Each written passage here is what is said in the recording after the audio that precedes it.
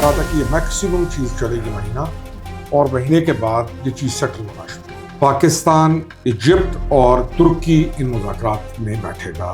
ایک سائڈ پہ ایران ہوگا، 3 یہ ممالک بیٹھیں گے اور امریکہ کہ اس میں سب سے زیادہ جو اہمیت ہے، میں نے آپ کے پروگرام میں ہی کہا تھا کہ پاکستان کی اہمیت بنے گی اس معاملے میں. 23 مارچ میں آپ کو انٹرنیشنلی وہ ممالک جو 14 اگست پہ مبارکباد دیتے تھے، انہوں نے آپ کو 23 مارچ پہ بھی مبارکباد کس اہمیت کے ساتھ ابھر رہا ہے.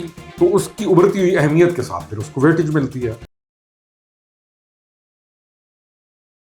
جی السلام علیکم، آپ دیکھ رہے ہیں آزاد سیاست. میں ہوں عریج فاطمہ. خطے میں تیزی سے تبدیل ہوتی ہوئی جیو پولیٹیکل سچویشن اور اس سے ابھرتی ہوئی خبریں اور پاکستان کا لائم لائٹ میں آنا، prime minister of Pakistan Shehbaz Sharif کی ٹویٹ کا صدر ڈونلڈ ٹرمپ کو دوبارہ ری ٹویٹ کرنا، اور اس کے بعد پچھلے 24 گھنٹوں میں ہم نے دیکھا کہ وہ ممالک جو پاکستان کے کردار کو سراہ نہیں بھی رہے تھے، جو پاکستان امن کے لیے کلیدی کردار ادا کر رہے ہیں، ان کے بھی منہ سے ہم نے پاکستان کا نام سنا، جو کہ بہت اچھی بات ہے. تو لہٰذا آنے والے دنوں میں یہ جو پاکستان اب ہمیں ایک بہت مین کورس میں نظر آ رہا ہے، ٹیبل کے اوپر ہمیں نظر آ رہا ہے، پاکستان نے اس سے خود کو کیسے منوانا ہے اور اپنے لیے بھی بہت ساری چیزیں پاکستان نے کرنی ہے. تو پاکستان کا سٹانس کیا ہوگا. سیکنڈلی پالیٹکس سے بھی، جو کہ پاکستان کی داخلی سیاست ہے، وہاں سے بھی کچھ بڑی اہم خبریں ہیں. اور پاکستان تحریک انصاف اس وقت حکومت کو تنقید کر رہی ہے، جبکہ بہت سارے اور ممالک پاکستان کی تعریف کریں. تو ایک دوبارہ سے حلقے کو ہم نے دیکھا ہے ایکٹیو ہوتے ہوئے. اس کی کیا وجہ ہے؟ ان تمام تر موضوعات پر تفصیلاً بات کرنے کے لیے اسٹوڈیوز میں میرا ساتھ دیں گے سینئر پولیٹیشین ویری آنریبل خرم حمید روکھڑی صاحب. بہت شکریہ روکھڑی صاحب جوائن کرنے کا.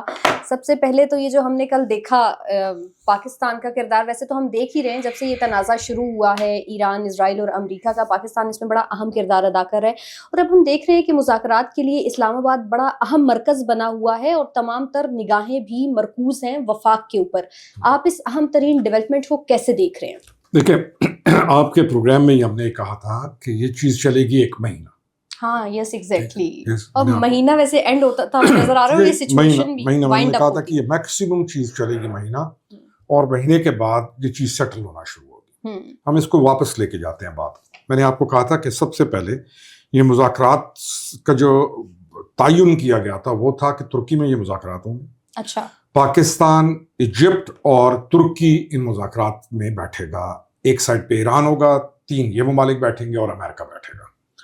ایران نے ان کا بائیکاٹ کیا ان مذاکرات کا، اور ایران چلا گیا عمان کی طرف 1 on 1 مذاکرات کے لیے. اچھا. تو چیز واپس لوٹ کے آ گئی ہے دوبارہ آپ کے پاس. اب اس کے اندر فرق یہ ہے ساری چیز میں کہ اس میں سب سے زیادہ جو اہمیت ہے، میں نے آپ کے پروگرام میں ہی کہا تھا کہ پاکستان کی اہمیت بنے گی اس معاملے میں. اور فائنلی کچھ بھی جو حل ہوگا وہ سچویشن ایسے بن رہی ہے کہ وہ پاکستان ایک مین کردار ادا کرے گا اس حل کرنے میں. تو آج آپ اس چیز کو دیکھ رہی ہیں کہ وہ چیز ہو رہی ہے. اب اس سچویشن کے اندر آپ کا 23 مارچ آتا ہے. 23 مارچ میں آپ کو انٹرنیشنلی وہ ممالک جو 14 اگست پہ مبارکباد دیتے تھے، انہوں نے آپ کو 23 مارچ پہ بھی مبارکباد دی ہے. جی. چاہے اسکینڈینیویا ہے، چاہے یورپین ممالک ہیں، چاہے یو اے ای ہے.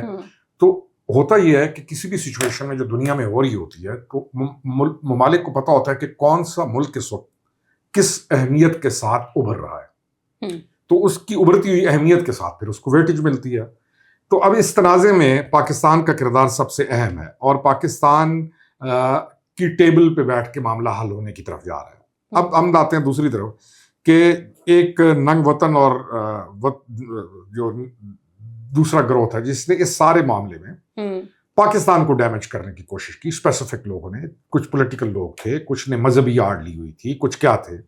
اب ان کے چہروں پر خاک کیسے بلی ہے؟ وہ کدھر جائیں گے؟ انہوں نے جو کچھ کیا ان کے پاس اس کا جواب ہے کہ جو کچھ وہ کرتے رہے اور جو کچھ وہ پھیلاتے رہے، نفرت یا بیج بوتے رہے، اور افواج پاکستان کو اور فیلڈ مارشل کے خلاف جو ایک منظم مہم وہ چلاتے رہے بدبختی کی. جی. تو اب ان سے پوچھا جائے کہ تم بتاؤ اے وطن کے نادان دوستوں یا دشمنوں زیادہ بہتر ہوگا کہ تم نے یہ کیا کیا. تو پاکستان اپنی ایکچوئل سچویشن کے ساتھ اس معاملے کو ہینڈل کر رہا ہے، نظر آ رہا ہے۔ اچھا، بہت سارے میڈیا آؤٹ لیٹس نے نہ صرف پاکستان میں انٹرنیشنلی، جس میں رائٹرز ہے، فائنینشیل ٹائمز ہے، برطانوی بہت سارے جریدے ہیں، ترکیہ نے بھی اس کو رپورٹ کیا ہے کہ اتوار کو ٹیلی فونک رابطہ ہوتا ہے ڈونلڈ ٹرمپ کا field marshal general Asim Munir کے ساتھ۔ تو ہم دیکھ رہے ہیں کہ پاکستان کی طرف سے روکھڑی صاحب بڑا ایک اہم اور کلیدی کردار بار بار جو ہے وہ ادا کیا جا رہا ہے، اور پاکستان، آپ نے خود کہا کہ اب ہمیں ٹیبل پہ بھی نظر آ رہے ہیں۔ تو اس گولڈن اپرچونٹی کو، چونکہ اب پاکستان لائم لائٹ میں ہے اور پاکستان کو چوز بھی کیا گیا، چلے میں یہ بھی آپ سے پوچھتی ہوں کہ پاکستان کا ہی انتخاب کیوں اور پاکستان پر ہی اعتماد کیوں؟ پھر میں اگلا سوال آپ سے۔ دیکھیں، پاکستان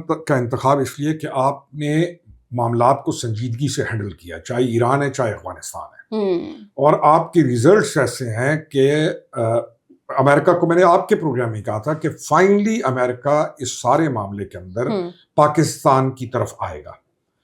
کیوں؟ کیونکہ ان کے اپنے ٹارگٹس ہیں، واٹ ایور جو انہوں نے اچیو کی ہے۔ اب اس چیز کو سیٹل کرنے کے لیے پھر انٹرسٹنگ اور چیز بھی ہے، یہ ساری جو چیز جب جو ڈیولپ ہو رہی تھی، پاکستان، امریکہ اور سعودیہ، ایک سعودیہ بھی اس میں ایک مین کردار ہے، تو اسرائیل کو اس چیز کا علم نہیں تھا۔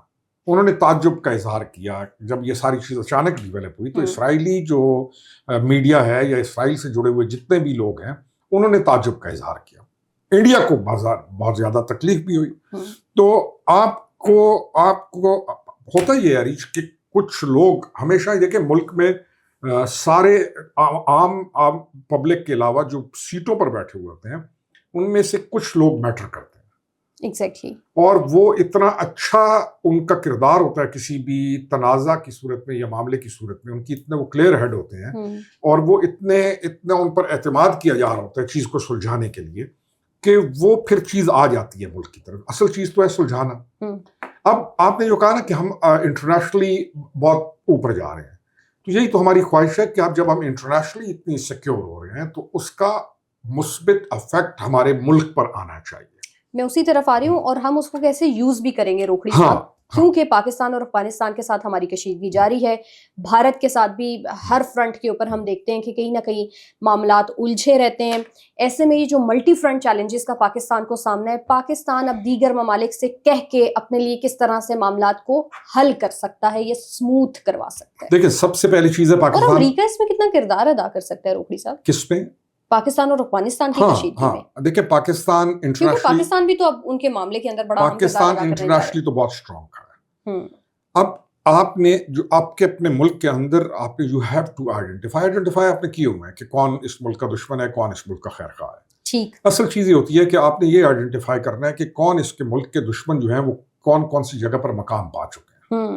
ہوتا یہ ہے کہ لوگ مقام بھی پا چکے ہوتے ہیں اور ملک کے ساتھ دشمنی بھی کر رہے ہوتے ہیں، وہ نیکسس بن جاتے ہیں، وہ کارٹلز بن جاتے ہیں۔ ہمارا تو اول پہلے دن سے یہی ہے کہ پاکستان کو، فیلڈ مارشل کو، اس پاکستان کو ان کارٹل سے نجات دلانا ضروری ہے۔ اب کارٹل میں کوئی بھی آئے، کیٹیگریز بنتی ہیں، کیٹیگری 1، 2 اور 3، ان کارٹل سے جس دن آپ نے نجات دلا دی، یقین کریں پاکستان اس وقت جس سچویشن میں ہے، دنیا میں آپ بہت بہت بہت اہم ہیں، اور اس اہمیت کا فائدہ عامت الناس کو پہنچے گا، نظر یہ آ رہا ہے۔ ٹھیک، اچھا روکھڑی صاحب، دونوں ہی ممالک، چاہے ایران ہو یا چاہے امریکہ ہو، دونوں ہی پاکستان پر اعتماد کر رہے ہیں، اور اس کو واضح ثبوت یہ ہے کہ امریکی وفد اب پاکستان آئے گا بھی مذاکرات کے لیے۔ تو آپ سمجھتے ہیں کہ دونوں ہی ممالک جہاں پر اعتماد میں ہیں، وہاں پر پاکستان کی اپوزیشن کیوں اس اعتماد کا اظہار نہیں کر رہی ہے؟ اور کل سے ہم دیکھ رہے ہیں کہ ایک حلقہ بڑا ایکٹیو ہوئے ہوئے پاکستان کے نیگیٹو امیج کو پورٹری کیا جا رہا ہے بار بار۔ آپ اس اپوزیشن کو پاکستان کی اپوزیشن سمجھے نا، آپ اس کو اسمبلی کے اندر، لیجسلیٹو اسمبلی کے اندر اپوزیشن نہ سمجھے۔ دے اپوز پاکستان، دے اپوز کوئی بھی جو ترقی ہے ملک کی، اس کو اپوز کرتے ہیں۔ اور یہ جو واقعات ہوئے کچھ جن میں مذہبی لوگوں کی آڑ میں، یہ وحدت المسلمین اور ان کی آڑ میں، یہ بھی سارے انٹر لنکڈ لوگ ہیں۔ یہ نہیں ہے کہ یہ ریپریزنٹ کرتے ہیں ایک خاص کمیونٹی کو، ایک خاص فرقے کو، نو، یہ وہ لوگ ہیں جو اس چھتری کے نیچے، اس پولیٹیکل امبریلا کے نیچے اکٹھے ہوئے ہیں، اور اس میں مختلف واک آف لائف کے لوگ ہیں، اس مذہب کے بھی، اس مذہب کے بھی، اس فرقے کے بھی۔ مثال، مذہب کا ویسے معنی فرقہ ہوتا ہے، تو اب یہ لوگ ریپریزنٹ پاکستان کو نہیں کرتے، لیکن یہ اس امبریلا کے نیچے اکٹھے ہوئے ہیں مختلف جگہوں سے، تاکہ پاکستان کو یہ ڈیمیج کر سکیں۔ تو اس لیے اس اپوزیشن کے کردار کو آپ ہمیشہ یہ سمجھیے کہ یہ، آپ یاد کریں نا، वोट ऑफ नो कॉन्फिडेंस के बाद से लेके कभी IMF को खत लिख रहे हैं, कभी क्या हो रहा है, कभी BLA की सपोर्ट शुरू कर देंगे, कभी TTP की सपोर्ट शुरू कर देंगे, कभी ज़ैनिबियून की सपोर्ट शुरू कर देंगे। तो ये सारी लोगों को, इन तमाम टेररिस्ट जो तंजीमें हैं इनको, या जो पाकिस्तान के खिलाफ लोग हैं इनफरादी तौर पर जो बड़ी बड़ी सीटों के ऊपर रह चुके हैं लोग, वो भी पाकिस्तान इनके साथ मिलके जब पाकिस्तान को नुकसान की बात करते हैं वो भी आपको इनकी छतरी के नीचे नजर आएंगे। तो आमतुन्नास को अलहदा कीजिए और इन खास ग्रोहों के सरगनाओं को अलहदा कीजिए, फिर कैटेगरीज बनना शुरू हो जाएंगी कि कौन कहाँ पर किस मौके पर पाकिस्तान के साथ खड़ा हुआ था और कौन उसके खिलाफ था। अच्छा, सलमान अकरम राजा ने भी कहा है कि खित्ते के हालात पर पार्लियामेंट को एतमाद में लेना चाहिए था, तो क्या इन मामलात के ऊपर भी आप समझते हैं कि हम यही एक्सपेक्ट करेंगे पाकिस्तान? देखिए, सलमान अकरम राजा ना एक इमेच्योर पॉलिटिशियन तो है ही नहीं वो। उसकी पॉलिटिक्स शुरू हो रही है, बार बार आपके प्रोग्राम में कहता हूँ कि उसकी पॉलिटिक्स 2024 से 2 महीने पहले शुरू हुई है। 2 महीने पहले ये बिल्कुल ऐसे है कि एक आदमी डॉक्टर MBBS किए बगैर, कहीं से पढ़े बगैर अचानक वो आकर यहाँ बोर्ड लगा दे कि मैं इस मुल्क का सबसे बड़ा सर्जन हूँ हार्ट का, और वो ऑपरेशन करने लोगों के शुरू कर दे, तो बताएं वो क्या करेगा। वो सारी उम्र उसने चलाई थी हट्टी, वो दुकानदारी करते करते यहाँ पे आ गया। सलमान अकरम राजा को आप कंसिडर ना करें कि वो पॉलिटिकल आदमी है। उसकी जो स्टेटमेंट्स हैं वो उसको जो दी जाती है वो बोल देगा, छोड़े सलमान अकरम राजा को। अच्छा, वैसे ये देता कौन है? PTI के अपने उनका देखिए, उनका पूरा नेटवर्क है जो रियासत के खिलाफ काम करता है। वो एक नैरेटिव बिल्ड करते हैं और उस नैरेटिव के मुताबिक ही चलते हैं। ठीक। अच्छा, सुहेल आफरीदी ने जलसे से खिताब किया पशीन में, और उन्होंने कहा कि अब हम सर पर कफन बांध कर निकलेंगे। पहन के आ जाना तो उसने सर पर कफन, वो बेवकूफ आदमी। मैंने आपको कहा है कि सुहेल आफरीदी बेवकूफ बना भी रहा है साथ। सुहेल आफरीदी और उसका जो चीफ सेक्रेटरी इस वक्त कर रहे हैं ना, उसको कहो तू कफन छोड़, जो तू काम कर रहा है हमें इल्म है। नहीं रोकड़ी साहब, ऐसे वक्त में जहां पर आज़ादी या मौत का नारा पाकिस्तान तहरीक इंसाफ लगा रही है, आप समझते हैं कि कोई नहीं, हमेशा पहले दिन से उनका यही नारा है। आप उसके जो ट्विटर हैंडल के, मेरे पास तो कुछ उसके स्क्रीनशॉट्स पड़े हुए हैं जिसमें वो कहता है, अपने लोगों को उकसाता है उसके ऑफिशियल ट्विटर हैंडल के, जब तक तुम मरोगे नहीं अमन पारा, इसको छोड़ें। अच्छा, ये जब उतरा है ना वहाँ पे एयरपोर्ट पे, ये इतना बेवकूफ़ है, तजर्बा नहीं है ना, नौजवान आदमी है, उसको क्या पता गवर्नेंस क्या होती है, मैं वजीर आला हूं। ये उतर कर उधर एक पुलिस के कांस्टेबल के साथ उलझ पड़ा उसके ऊपर, और फिर इसकी वीडियो बन रही है और ये उसके साथ आर्ग्यूमेंट कर रहा है पुलिस के कांस्टेबल के साथ, जो इसको प्रोटोकॉल में लेने के लिए आए खड़े थे। इनका जलसा क्योंकि फेल हुआ है, और बस बात यह है रीज कि जब अहलियत की कदर ना हो ना और काबिलियत के साथ दुश्मनी हो, तो इस तरह के शगुफे आपको फिर मिलते हैं जैसे ये। लेकिन बार बार कहूंगा, ये और इसका चीफ सेक्रेटरी जो कर रहे हैं वही करते रहे। मैं आपको कहते हैं 500 पता नहीं क्या इतनी घी में और सर कढ़ाई में, ये यकीन करें बस ये अब क्या कहूँ, तो ये एक खरबपति होके कुछ अरसे बाद निकलेगा। इसकी भी प्रॉपर्टीज होंगी दुबई में, ये भी फिर अभी देखा आपने काली ऐनक लगा के कैरेक्टर्स ही बन गए हैं रोकड़ी साहब इस तरह का। अब हमें भी आदत होती जा रही है, तो जो भी आता है मुल्क है, माल बनाता है, मुल्क है। मैं एक और बताऊं, चला जाता है। मुल्क इन लोगों का ही है, अनफॉर्चुनेटली इन्हीं का मुल्क है। हमने इन कार्टेल से कब आजाद कराना है इस मुल्क को, ये अहम चीज है। ठीक, बहुत शुक्रिया रोकड़ी साहब आपका। आप लोगों से मुलाकात होगी नेक्स्ट पॉडकास्ट में। अपना ख्याल रखिए। अल्लाह हाफिज।